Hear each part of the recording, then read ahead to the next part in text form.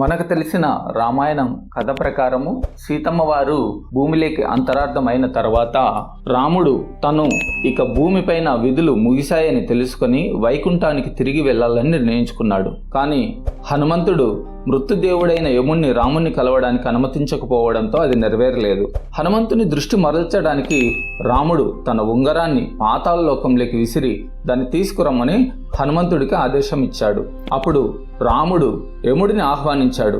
కానీ వారి మధ్య సంభాషణ బయటపడకుండా ఉండాలని, మరి ఎవరైనా సంభాషణ అడ్డుకుంటే రాముడు ఆ వ్యక్తిని చంపేస్తాడని షరతు విధించాడు. ఆ సమావేశాన్ని అడ్డగించడానికి ఎవరూ లోపలికి రాకుండా చూసుకోవడానికి గేటు వద్ద కాపలాగా ఉండమని లక్ష్మణుణ్ణి కోరాడు. ఈలోగా కోపంగా ఉన్న దుర్వాస మహర్షి రాముణ్ణి కలవడానికి అక్కడికి వచ్చాడు. కానీ లక్ష్మణుడు అతన్ని లోపలికి అనుమతించలేదు. కోపంగా ఉన్న దుర్వాసురుడు రాముణ్ణి కలవడానికి అనుమతి ఇవ్వకపోవడంతో అయోధ్యని శపిస్తానని హెచ్చరించాడు. పరిస్థితిని చూసిన లక్ష్మణుడు రాముడితో మాట్లాడడానికి వెళ్ళి సమావేశాన్ని అడ్డుకున్నాడు.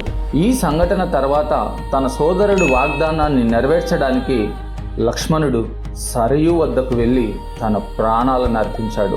విష్ణువు వైకుంఠానికి తిరిగి రాకముందే లక్ష్మణుడైన శేషు నాగం తిరిగి రావాల్సి ఉండడంతో రాముడి కంటే ముందే లక్ష్మణుడి మరణం తప్పనిసరైంది.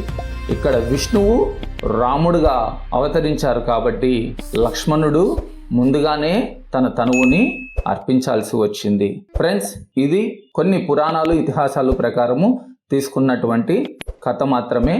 ఇందులో ఏవైనా తప్పులుంటే మన్నించండి.